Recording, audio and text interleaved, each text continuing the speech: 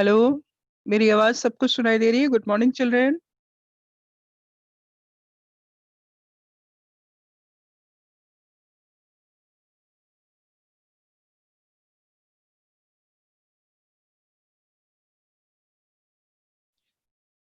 Hello,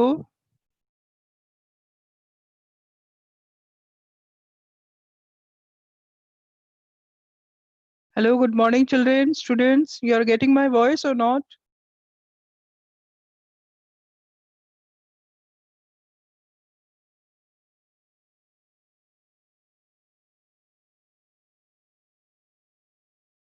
So today we will start in uh, आज जो कल हमने छोड़ा था उसी के आगे हम आज कंटिन्यू करेंगे।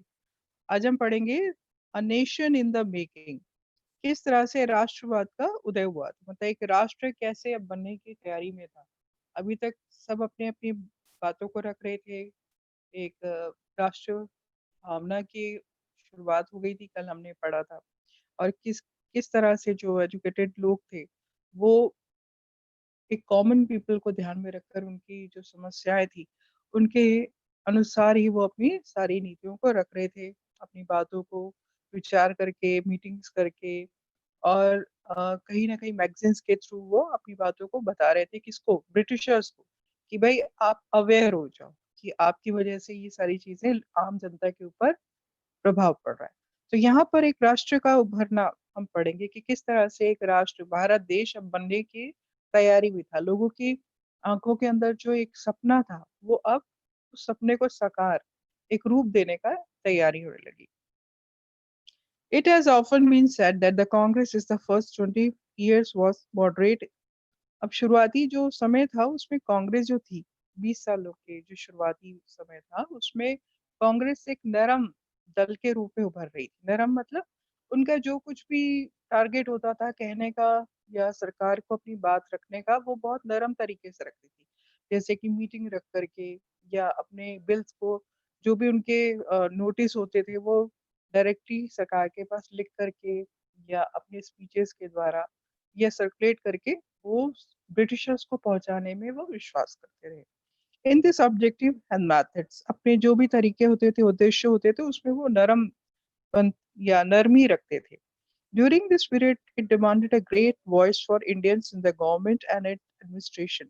अब इसी बात को, अपने उद्देश्य और अपने काम करने के तरीके से उन्होंने ब्रिटिशर्स के सामने अपनी मांग रखी। क्या मांग रखी? कि जो गवर्नमेंट है और प्रशासनिक जो एडमिनिस्ट्रेशन है उसमें ज्यादा से ज्यादा आप लोगों को, यानी भारतीय लोगों को जगह देनी चाहिए। अभी तो जितने भी उनके एडमिनिस्ट्रेशन थे उसमें ब्रिटिशर्स ही कहीं ना कहीं अपने आप को रखे हुए थे, अपने आप को हाई कर, जैसे ऑफिशियल उसमें भी, तो पोस्ट वगैरह में भी वो इंडियंस के, जैसे कल हमने पढ़ा कि जुडिशरी पावर में जब इंडियंस जजेस की नियुक्ति के लिए रखा गया तो ब्रिटिशर्स ने, यानी कि व्हाइट स्किन पीपल ने ही उसका अपोज किया। तो अब जो कांग्रेस थी उन्होंने कहा ऐसे नहीं होगा, जो हमारी हाई पोस्ट है उसमें भी हमारे जो एजुकेटेड है इंडियंस, उनको भी इन्वॉल्वमेंट होना चाहिए सरकार में। And wanted to legislative councils to be made more representative. उनका ये कहना था कि विधानसभा में भी भारतीयों को जगह दी जानी चाहिए। और वेयर नॉन एक्सेप्ट, जहां पर उनकी ज्यादा से ज्यादा मांग बढ़े, अधिकार मिले। It demanded Indian is placed in high position in the government. और सरकारी नौकरियों में, सरकारी संस्थानों में जहाँ पे ब्रिटिश का खुद वाइट स्किन पीपल एजुकेटेड होकर काम करे, उनके बराबरी में अगर कोई इंडियन है पढ़ा लिखा तो उसको भी गवर्नमेंट जॉब मिलना चाहिए, गवर्नमेंट में उसको नौकरी मिलना चाहिए, पोजीशन मिलना चाहिए। For this purpose it call for civil service Good morning, examination ma'am. held in India as well as not just in London। इसके लिए ये हुआ कि जो पहले सिविल सर्विस यानी आईएएस का जो जो ब्रिटिश का एडमिनिस्ट्रेशन जो एग्जाम होता था इंग्लैंड में, तो वो उन्होंने मांग करी कि वो इंडिया में होना चाहिए ताकि लोग यहाँ पर आकर सिविल जो सर्विसेज में एग्जाम को अटेम्प्ट करे, पास हो और हाई पोजीशन पे इंडियंस भी पोस्टेड हो सके। तो इस चीज की उन्होंने डिमांड रखी। The demand for Indianisation of the administration was part of the movement against resolution। अब ये जो माँग थी भारतीयकरण की, एक्चुअली ये इस बात को रखा गया था कि जो रंग भेद व्हाइट स्किन पीपल और ब्लैक स्किन पीपल के बीच में जो ब्रिटिशर्स कर रहे थे, उसके अगेंस्ट में वो काम कर सके। कहीं न कहीं उस रंग भेद की नीति को वो तोड़ना माँग रहे थे Congress. Since most important jobs at the time were monopolized by in white officials, and British generally assumed that Indians could not be given position for responsibility. अब यहाँ पर व्हाइट स्किन पीपल जो थे यानी ब्रिटिशर्स ये मानते थे कि हम भारतीयों को ऊंची पोस्ट में इसलिए नहीं रख सकते क्योंकि वो गैर जिम्मेदार है, उनको जिम्मेदारी अगर देंगे तो वो ठीक से नहीं निभा सकते, इसलिए वो उनको रिस्पॉन्सिबिलिटी नहीं देना मांगते थे, उस पोजीशन में नहीं रखना चाहते थे। तो कहीं ना कहीं वो अपने नीचे एक मन में उनके ये भी बात थी कि ये हमारे गुलाम है, हम गुलामों को अपने सर पे या अपने बराबरी में क्यों रखे, जो इनका रंग का भेद है वो हम अपने बराबर नहीं कर सकते। तो इस मेंटालिटी से जो थे ब्रिटिशर्स काम कर रहे थे। Since British officers were sending a major part of their large salaries home, हालांकि उस समय ब्रिटिश जो बड़े बड़े पोजीशंस में थे, जो पोस्ट में थे, वो उनको भारी अच्छी तनख्वाह मिलती थी और वो भारी तनख्वाह में से बहुत सारा जो भाग था वो अपने घर इंग्लैंड में पहुंचा देते थे और इस तरीके से sending major part of their last salary. Indianization, it was hoped, would also reduce the drain of wealth in England. तो ब्रिटिशर्स का एक ये भी मानना था दूसरा कि अगर हम भारतीयों को अपने साथ हाई पोस्ट में रखेंगे तो जो अभी हम इतनी भारी तनख्वाह जो हमें मिल रही है वो तनख्वाह हमें बट जाएगी, यानी भारतीयों को भी देना पड़ेगा और हम उसमें से जो अभी हमें इतना बेनिफिट मिल रहा है सैलरी का वो भारतीयों को भी मिलना चाहेगा। तो वो नहीं चाहते थे कि हमारी जो पैसा है, वेल्थ है, वो कहीं ना कहीं डिवाइड हो जाए, किसके बीच में, इंडियंस के बीच में। Other demand reduce the drain of wealth in other demand includes the separation of the judiciary from the executive and repeal of the Arms Act and freedom of speech and express. अब कांग्रेस ने इस बात को भी रखा कि Indians को आप जब हमारी सैलरी में रखेंगे तो कहीं ना कहीं उसका भी हमारे जो इंडियंस हैं वो न्याय जब न्यायपालिका में जाएंगे तो वो इंडियंस अपने लोगों को देखेंगे तो उनके लिए अच्छा होगा। और दूसरी बात, कांग्रेस ने ये भी डिमांड रखी कि विधानसभा में जो है वो कार्यपालिका को अलग किया जाए। और फिर हमने पीछे पढ़ा था कि किस तरह से आर्म्स एक्ट शुरुआत हुई थी कि कोई भी जमींदार या कोई भी रजवाड़े जो है राजवंश वो अपने पास कोई भी प्रकार का हथियार नहीं रख सकते। तो इस एक्ट को खत्म करने की मांग भी कांग्रेस ने की। साथ में उन्होंने क्या मांग रखी कि freedom of speech and expression, जो पीछे हमने पढ़ा था कल कि जो बिल पास हुआ था कि किसी भी तरीके से अब जो प्रेस है वो अगर ब्रिटिशर्स की कोई बात को बुरा कहती है या उसके विरुद्ध में लिख करके मैगजीन के थ्रू या कोई न्यूज़पेपर के थ्रू पब्लिश करती है तो उसकी प्रिंटिंग प्रेस को पूरी तरह से खत्म कर दिया जाएगा, बंद कर दिया जाएगा। और साथ में उसकी जो जितनी भी उसकी प्रॉपर्टी है उसको भी अंग्रेज क्या करेंगे, अपने यहाँ जब्त कर लेंगे। तो इस कांग्रेस ने इस बात को मांग रखा कि ये भी खत्म होना चाहिए, बिल्कुल बायकॉट होना चाहिए। The early Congress also raised a number of economic issue। और उसी तरह से प्रारंभिक जब शुरुआत हुई थी कांग्रेस की तो कांग्रेस ने कुछ आर्थिक जो ऐसे कारण थे उसको भी लोगों को अवेयर कराना शुरू किया। देखिए, सारी जितनी भी बातें थी वो लोगों के द्वारा और लोगों के ही सोच में होती। कल हमने पढ़ा था ना कि जो भी जन अ, अ, जो संगठन बने थे उनका कहीं ना कहीं फोकस होता था लोगों के लिए, क्योंकि ये जो देश है वो लोगों का और लोगों के लिए, लोगों के द्वारा ही होना है। इस बात को लेकर वो एक राष्ट्रवाद में चल रहे थे, एक देश प्रेम की भावना में चल रहे थे। अब वो ऊंच नीच में जो पहले कास्ट में था, जेंडर में था या लैंग्वेज में था, वो उस चीज को अब नहीं मान रहे थे। ये मान के चल रहे थे कि हम अगर पढ़े लिखे हैं या कोई अगर गरीब है या अनपढ़ है तो वो क्या है, हमारे देश का हिस्सा है, हमारे साथ एक जाति भाई है। तो इस तरह की जब भावना से काम होने लगा तो कांग्रेस ने क्या किया कि उनका जो इतने पढ़े लिखे लोगों का आप एक ग्रुप बना था, कहीं ना कहीं वो उन मुद्दों पर या उन क्या बोलते हैं इश्यूज के ऊपर उन्होंने ध्यान लोगों का दिलाना शुरू किया, क्योंकि लोग तो अवेयर नहीं थे, इतने ज़्यादा पढ़े-लिखे नहीं थे, लेकिन अपनी एजुकेशन और अपने मूवमेंट से उन्होंने लोगों का ध्यान क्या और सरकार का ध्यान भी उन्होंने जो भारतीय थी, उनकी प्रॉब्लम्स की तरफ डाइवर्ट कर दिया। जैसे कि उन्होंने क्या किया, लोगों को बताना शुरू किया, the early Congress also raised a number of economic issue.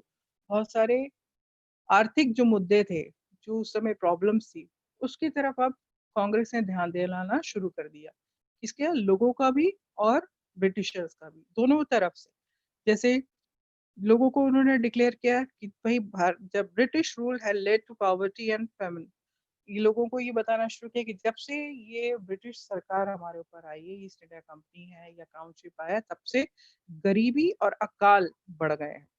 Increase in the land revenue, और साथ ही हमारे जो ज़मीन के जो टैक्स है, वो भी बढ़ा दिए गए हैं।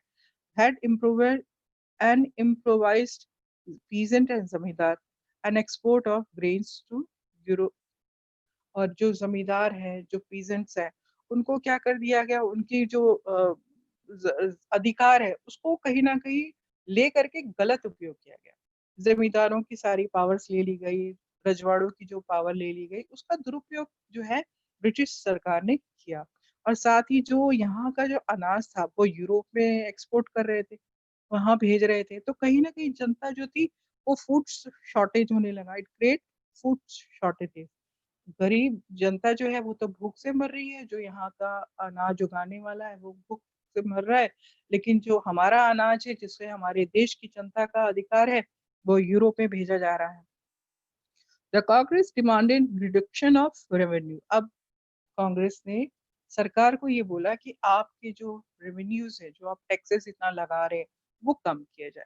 कट इन मिलिट्री एक्सपेंडिचर, जो मिलिट्री के आपकी जो क्या कहते हैं अ, खर्चे हैं, उसमें आप कम करें।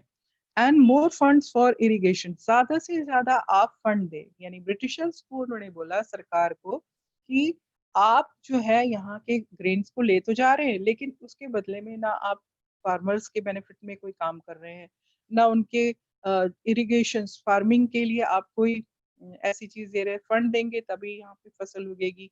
लोग ज़्यादा से ज़्यादा खाद है, पैदावार की जो ज़रूरतें हैं उसको लगाएँगे। अब आप खुद हमें फंड्स दे नहीं रहे हैं, पैसे है नहीं गरीब जनता के पास, गरीब किसानों के पास, तो कहाँ से खेती-किसानी करेंगे? तो इस तरह से उन्होंने फंड्स की माँग करी। It passed many resolution on the salt tax. इसके अलावा उन्होंने कई ऐसे बिल पास किए जो सॉल्ट टैक्स, उस समय क्या होता था कि सॉल्ट नमक के ऊपर टैक्स लिया जाता था। नमक जो कि समुद्र से फ्री में मिलता था, लेकिन जो ब्रिटिशर थे, उन्होंने ये सोचा कि नमक तो भाई सारे लोग यूज़ करते हैं, तो इसके ऊपर भी हम पैसा कमाएँ। तो उन्होंने क्या किया था, समुद्र के नमक को कोई यूज़ नहीं करेगा, अगर उसको नमक को कोई यूज़ भी करता था, उसके बदले में उसको टैक्स देना पड़ता था। तो उस टैक्स को जो है हटाने की माँग की। Treatment of Indian labourers abroad, और ये भी माँग की कि जो भारतीय विदेशों में हैं, यानी कि जैसे अफ्रीका में हैं या दूसरी जगह में रहते हैं अब्रॉड, उनके साथ भी जैसे गुलामों की तरह ही व्यवहार किया जाता था। मान लीजिए कोई इंग्लैंड में गुलाम या नौकर बन के काम कर रहा है, तो उसको बहुत बुरी तरीके से उसके साथ ट्रीट किया जाता था। साउथ अफ्रीका में है, अमेरिका में है, या ऐसी जगहों में है जहाँ पर वो नौकर बनकर काम कर रहे हैं, या टी प्लांटेशन लेबरर के काम कर, जैसे चाय के बागानों में मज़दूर बनकर गए हैं, तो उन लोगों के साथ बहुत ज़्यादा अमानपूर्ण जो था वो व्यवहार किया जाता था। उसको कम या खत्म करने के लिए या उनके साथ बेहतर ट्रीट किया जाए, इसकी माँग की गई। And the suffering of forest dweller, जो जंगलों में रहते थे वनवासी, उनकी तरफ ब्रिटिशर्स का ध्यान क्या खींचा गया कि आप जो ये कर रहे हैं वो गलत है। आपने क्या किया, फॉरेस्ट में जो रहने वाले वनवासी हैं, जो ट्राइबल्स हैं ना, जनजाति, उनको तो आपने निकाल दिया, और जो वहाँ के जंगल है उनके ऊपर टैक्स लगा दी। अलग अलग तरह के आपने फॉरेस्ट बना दिए कि ये रिजर्व फॉरेस्ट है, ये प्रोटेक्टिव फॉरेस्ट है, ये कॉमन फॉरेस्ट है। तो इस तरह से आपने उनको कहीं ना कहीं उनके रहने से बहुत ज़्यादा आपने उनका रहना ही मुसीबत करवा दिया। Caused by an interfering forest administration, वहाँ के प्रशासन जो वहाँ के लोग थे उनके ऊपर प्रशासनिक कुछ ऐसे अधिकार लगा दिए जिसमें वो बाहर बेदखल से हो गए अपनी जगह से। All this shows that despite being a body of the educated elite, the Congress did not talk only on behalf of professional group, जमींदार and industrial। तो ये सारे जो मुद्दे थे इकोनॉमिकल, उसने ये दिखा दिया था कि कांग्रेस में जितने भी पढ़े लिखे हैं वो सब अपने प्रोफेशनल होने के कारण होते हुए भी उन्होंने अपने प्रोफेशन या एजुकेशन को या अपनी क्वालिटीज को हाई अप करने के बजाय उन मुद्दों को आगे रखा जो उस समय चल रहे थे। जैसे गरीब किसानों की बातों को उन्होंने रखा, जमींदारों की बातों को रखा, फिर जो बाहर दूसरे मजदूर रह रहे थे उनके समस्याओं को सरकार के सामने रखा। तो पूरी तरह से जनता से जुड़कर ही कांग्रेस उस समय काम कर रही थी। The moderate leader wanted to develop public awareness about the unjust nature of British rule. Main जो कारण था उदारवादियों का वो ये था कि जनता के बीच में वो जागृत करवाना चाहे कि किस तरह से अन्याय जो है ब्रिटिश रूल उनके साथ कर रहा है, यानी ब्रिटिश प्रशासन जो है किस प्रकार से अन्यायपूर्ण व्यवहार गरीब जनता के साथ और मजबूर जनता के साथ कर रहा है। इस और कांग्रेस का ध्यान दिलाना ही मेन कारण हो गया। दे पब्लिश न्यूज़पेपर, इसके लिए उन्होंने बहुत सारे न्यूज़पेपर पब्लिश किए, रोट आर्टिकल्स, कई-कई छोटे-छोटे आर्टिकल्स लिखे ताकि लोग जो थे उनको जो साधारण भाषा में चाहे हिंदी हो, मराठी हो, उर्दू है, उसमें उनको पढ़ें और जान सके, जागृत हो सके अपने कि हमें अपने हक को लेना है। हम जिस देश में रह रहे हैं, वो देश हमारा है और ये जो बाहर से आए हैं, इनके ऊपर अब हमारे अधिकार जो है वो खत्म होना चाहिए। हमारे अंदर अपनी चीज़ों को लेने के लिए जो अन्याय हो रहा है, उससे अब लड़ने के लिए अपने आप को तैयार करें, लेकिन शांतिपूर्ण ढंग से। क्योंकि ये जो मॉडरेट थे, ये शांतिपूर्ण, यानी कि बातचीत के द्वारा, मीटिंग के द्वारा, आर्टिकल्स लिख के द्वारा या न्यूज़पेपर में प्रिंट करके, आर्टिकल्स भेज करके सरकार के नरम तरीके से ये अपनी बातों को रखने में विश्वास करते थे। And showed how British rule were leading to the economic ruin of the country. तो उन्होंने न्यूज़पेपर के द्वारा, आर्टिकल्स के द्वारा ये बताने की कोशिश करी कि जो हमारी आर्थिक व्यवस्था है किस प्रकार से जो ब्रिटिश जो प्रशासन है वो पूरी तरह से खत्म कर रहा है। They criticized British rule in their speeches and sent representatives to different parts of the country to mobilize public opinion। अब इसके लिए कांग्रेस या नरमपंथियों ने ऐसा काम किया कि वो अपने जो जन प्रतिनिधि होते थे, जो अच्छा भाषण दे सकते थे, वो ऐसी ऐसी जगहों में लोगों के बीच में भेजते थे जहां पर लोगों को ब्रिटिशर्स के उन सारी अन्यायपूर्ण बातों से अवेयर करवा सके, लोगों को बता सके कि आप जो इनके नीचे काम कर रहे हो, ये ऐसा नहीं है, आपका अधिकार है, अपनी आवाज को उठाओ, इनके अगेंस्ट में काम करो, इनके बारे में जो ब्रिटिशर्स अगर आपके कुछ अन्याय करती है तो उनके लिए आप खड़े हो। तो कहीं ना कहीं एक जैसे चिंगारी जो थी भरने का काम जो है वो कांग्रेस धीरे धीरे कर रही थी और लोगों के बीच में जा रही थी, लोगों के साथ मीटिंग कर रही थी, लोगों की जो भी ओपिनियंस होता था उस ओपिनियन को रख करके वो अपने काम करने में काम कर रही थी। इस तरह से ब्रिटिश के अगेंस्ट में कांग्रेस का एक साइलेंट जो थी रिवोल्ट या एक मूवमेंट जो थी वो शुरुआत हो गई। They felt that the British had respect for the ideal of freedom and justice। अब यहाँ पर भी थोड़ा नरम ये थे कि ब्रिटिशर्स के लिए उनका ये मानना था कि भाई ये न्याय और स्वतंत्रता की जो मांग है, जो भारतीयों को उसकी भावना को समझेंगे। तो सारे के सारा जो कुछ भी मूवमेंट वो कर रहे थे कांग्रेस, वो कहीं न कहीं जनता के ओपिनियंस को जो ब्रिटिशर्स को बता रहे थे, वो ये समझाने की कोशिश कर रहे थे कि भैया तुम हमारी तरफ थोड़ा ध्यान दो, कि जो देश है हमारा खुद का, हम स्वतंत्र देश में रह रहे हैं, तुमने आकर हम पर कब्जा कर लिया, तो हमारी जो स्वतंत्रता है और हमारे जो न्याय है, उसकी तरफ आप थोड़ा ध्यान दो, ये अन्याय मत करो। And so that we would accept the just demand of Indians.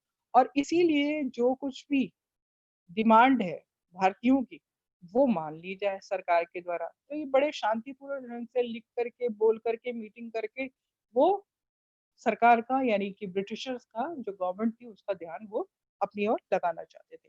What was necessary therefore was to express their demands, make the government aware of the feeling of express। उनका ये कहना था कि जो भी डिमांड है गवर्नमेंट को aware करें किसकी फीलिंग्स की तरफ, इंडियंस की फीलिंग कि भारतीय ये चाहते हैं और आप उन पे ज़बरदस्ती अपना जो भी अन्याय कर रहे हैं, कभी एक्ट के द्वारा, कभी कुछ किसी और के द्वारा हमारे पोज़ीशन को, पोस्ट को कहीं न कहीं रंग-भेद के द्वारा जो हमारी फीलिंग्स को आप हर्ट कर रहे हो, उस चीज़ को बंद करो। तो ये अपनी फीलिंग्स को दिखाने के लिए, बताने के लिए गवर्नमेंट को ये सारे एक्ट किए जा रहे थे। अब यहाँ पर हम पढ़ेंगे freedom of our is our birthright. ये बहुत इम्पोर्टेंट है और यहाँ पर क्वेश्चन्स आपके बनते हैं जैसे कि किसने शुरू किया था? क्यों स्लोगन बोला गया था? स्वतंत्र मेरा जन्मसिद्ध अधिकार है और मैं ऐसे रहूँगा। इस लाइन के ऊपर आपका क्वेश्चन बनता है, बहुत इम्पोर्टेंट है। By the 1890s, many Indians begins to raise question about the political style of the Congress. अब 1890s तक आते-आते बहुत सारे ऐसे राजनीतिक नेता उभर के आ गए थे जो कांग्रेस की काम करने की जो पद्धति थी, जो काम करने का तरीका था ना या उद्देश्य था, उस पे उनको शक होने लगा। उन पर उन लोग सवाल उठाने लगे, भैया हर चीज़ में क्वेश्चन ये लिख करके या नम्रता से क्यों और बड़े जैसे कहते हैं ना निवेदन, प्रार्थना करके अपनी बातों को क्यों रखते हैं? जबकि हमें तो दूसरे तरीके से थोड़ा-सा स्ट्रिक्टली होकर इनसे बात करना चाहिए। तो कुछ ऐसे नेता हो गए जो कांग्रेस के काम करने के तरीके से खुश नहीं थे। उनके ऊपर उन्होंने क्वेश्चन लगा दिया। In Bengal, Maharashtra and Punjab leaders such as Bipin अच्छा ये क्वेश्चन बनता है जैसे बच्चों कि leaders such as Bipin Pal, Chandrapal अब इसको शॉर्ट फॉर्म में पाल, बाल और लाल ये कौन थे? तो ये इन तीनों को बाल, पाल, लाल करके 3 लोगों के नाम से एक ग्रुप था जो बाल, पाल नाम से बहुत ज़्यादा फेमस हुए थे।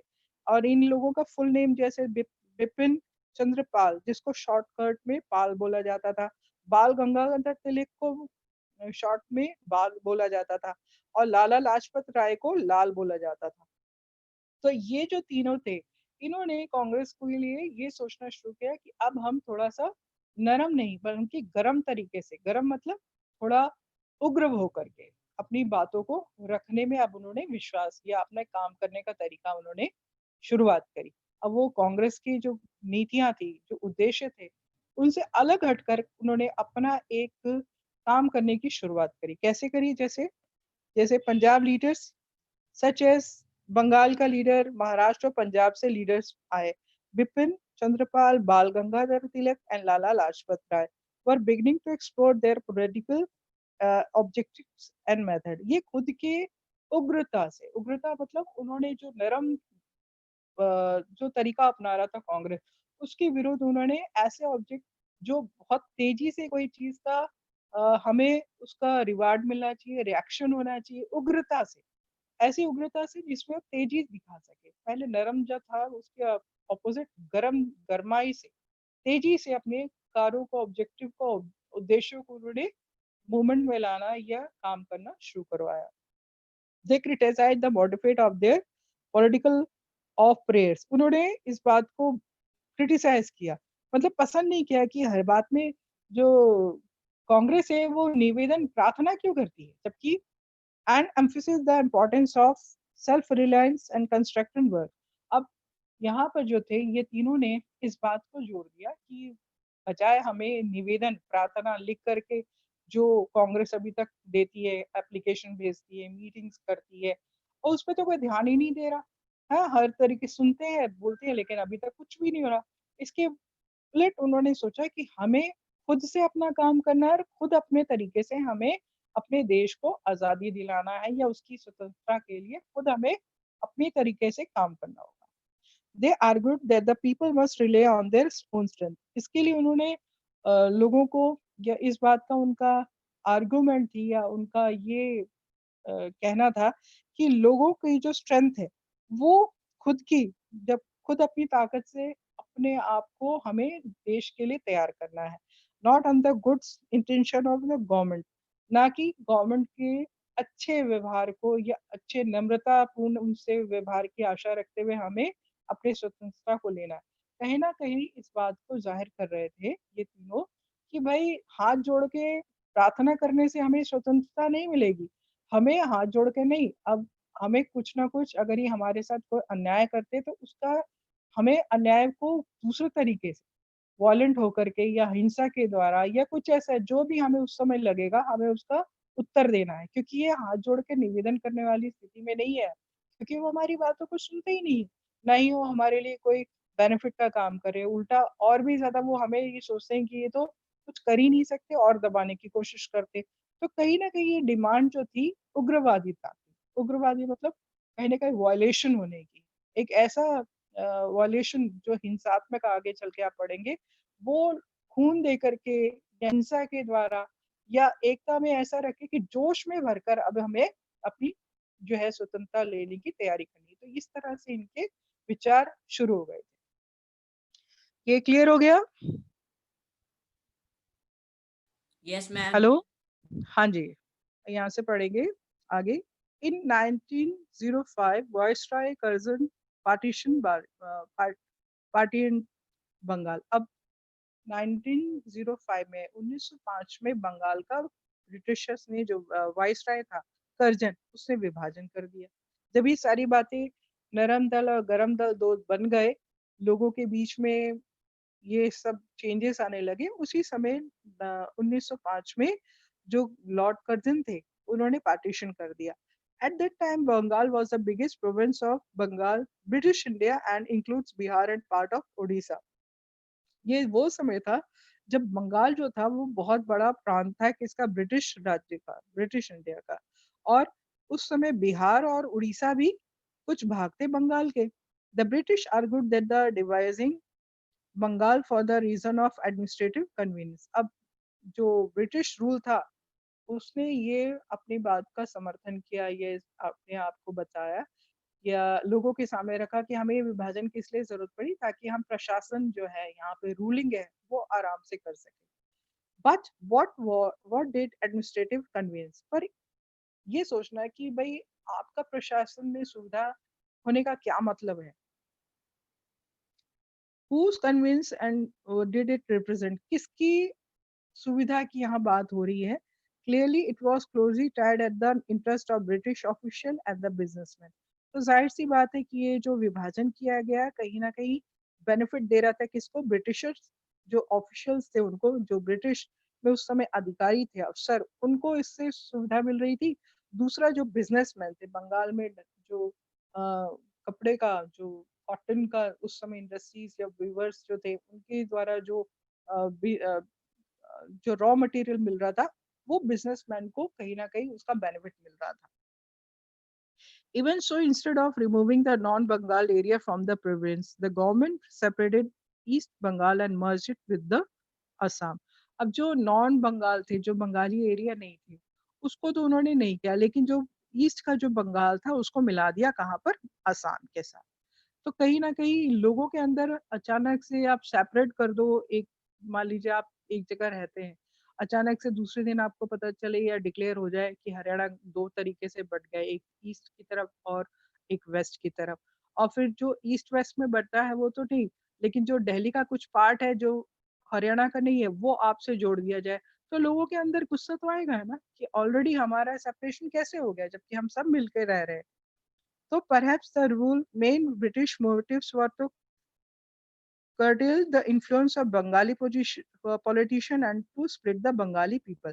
सबसे बड़ा जो मोटिव था ये सेपरेशन का, वो था ब्रिटिश रूल नहीं चाहता था कि बंगाली जो ब्रिटिश के विरुद्ध में जो राजनेता उभर रहे हैं, जो कहीं ना कहीं जैसे बाल, हमने यहाँ पे पढ़ा बाल गंगाधर तिलक पाल और लाला लाजपत राय, तो ये जो राजनेता जो थे वो गरम दिमाग के थे, मतलब तेजी से, उनको ये हाथ जोड़ के विनती करने वाले नहीं, खून के बदले खून, और ऐसा वाला उनका मानना था कि ऑन द स्पॉट इनके साथ कुछ ना कुछ, अगर ये हमारे अगेंस्ट में कुछ काम करते हैं तो हमें ऑन द स्पॉट इनको उसी समय जो ब्रिटिशर्स है उनको अपोज करना है, और अगर बल से हो तो हम बल से भी करेंगे, नहीं फोर्सफुल भी हमें। तो उस चीज को तोड़ने के लिए बंगाल को जो था सेपरेट किया गया था।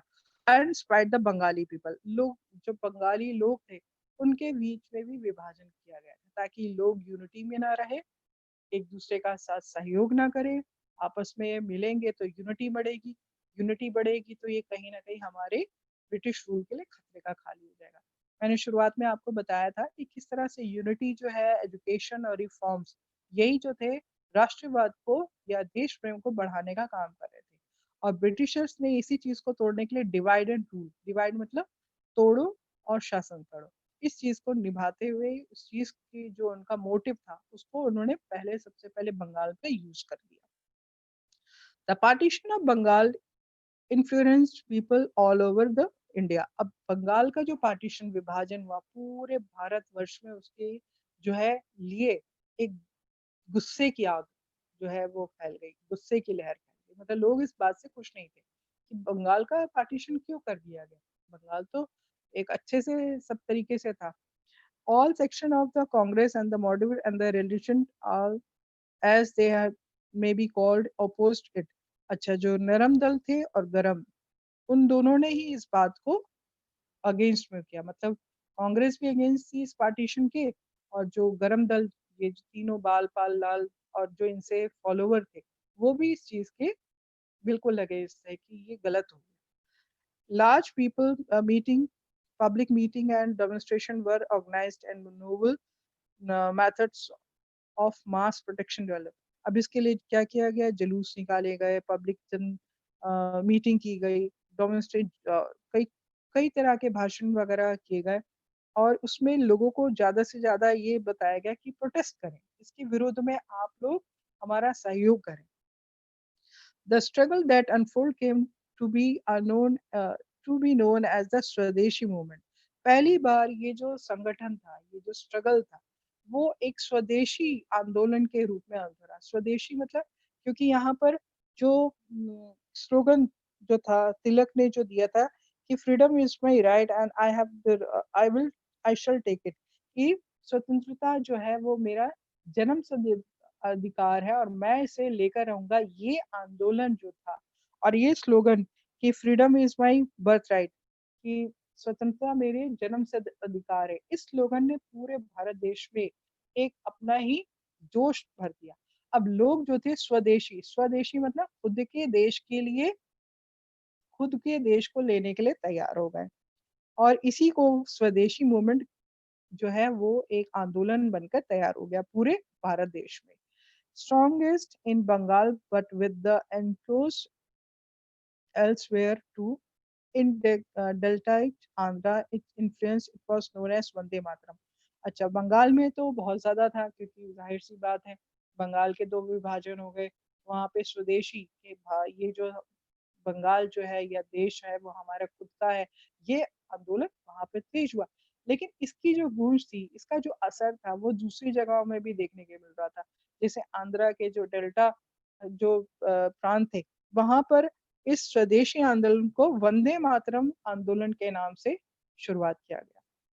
अब देखिए यहाँ पर, देखो बच्चों, यहाँ पर एक इमेज दी गई है कि किस तरह से जो है स्वदेशी आंदोलन के लिए लोग खड़े हैं, मीटिंग हो रही है यहाँ पर, कर रहे हैं, डेमोन्स्ट्रेशन कर रहे हैं, जुलूस निकाल रहे हैं, मीटिंग कर रहे हैं, है ना। तो ये स्वदेशी आंदोलन का एक छोटी सी इमेज दी है। यहाँ पर है बाल गंगाधर तिलक, जिसको बाल के नाम से जाना जाता था, और उनका एक न्यूज़पेपर था केसरी। और ये केसरी जो था ये पूरी तरह से ब्रिटिश रूल्स के अगेंस्ट में स्ट्रिक्टली लिखता था, और हर वो नीति का विरोध करता था जो ब्रिटिशर्स इंडियंस के लिए करते थे रूल्स, जिसमें उनको ऐसा लगता था कि ज्यादा से ज्यादा भारतीयों को हम दबा के रखें। तो ये उन सारी नीतियों को, उन बातों को अगेंस्ट में न्यूज़पेपर हाईलाइट करके लोगों के अंदर अवेयरनेस लाने का काम करता था। और इसके जो न्यूज़पेपर है उसका नाम केसरी। कई बार बच्चों ये क्वेश्चन आ जाता है, what is the name of the newspaper that was published by the बाल गंगाधर तिलक। तो ये है केसरी, मराठी न्यूज़पेपर था। एक ये भी इम्पोर्टेंट है, ध्यान में रखेंगे आप। ये क्लियर हो गया? Yes, ma'am.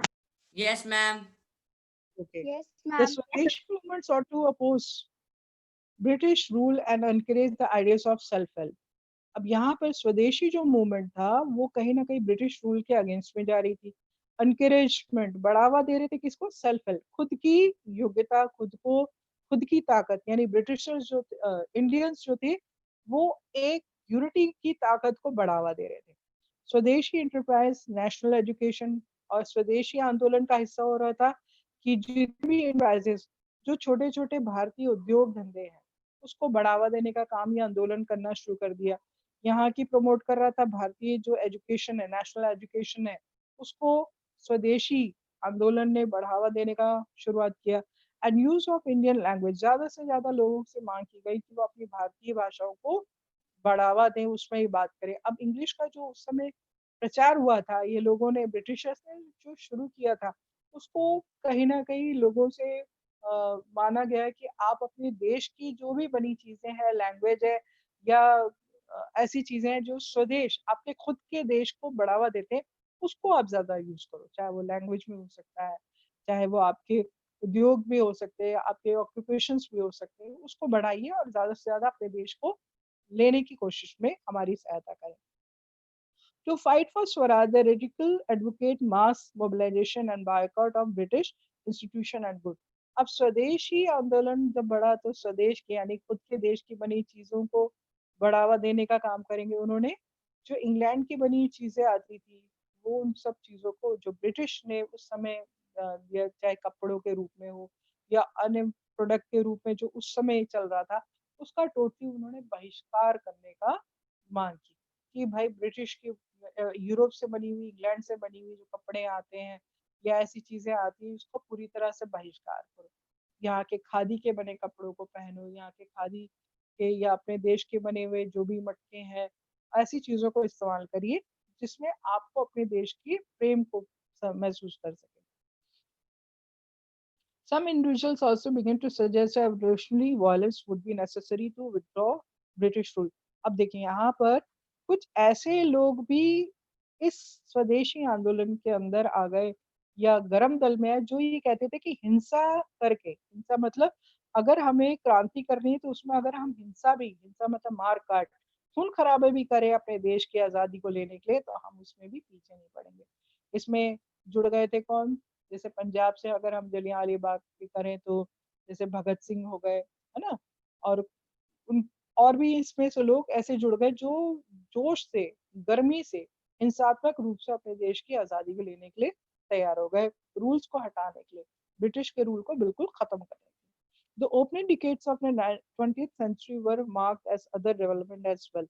20वीं शताब्दी की शुरुआत में जो थी ज़्यादा से ज़्यादा डेवलपमेंट होने लगे, उसमें कुछ ऐसा भी बदलाव हुआ, जैसे क्या बदलाव हुआ? A group of Muslim landlord and Nawab formed the all India Muslim leagues at Dhaka in 1905 में।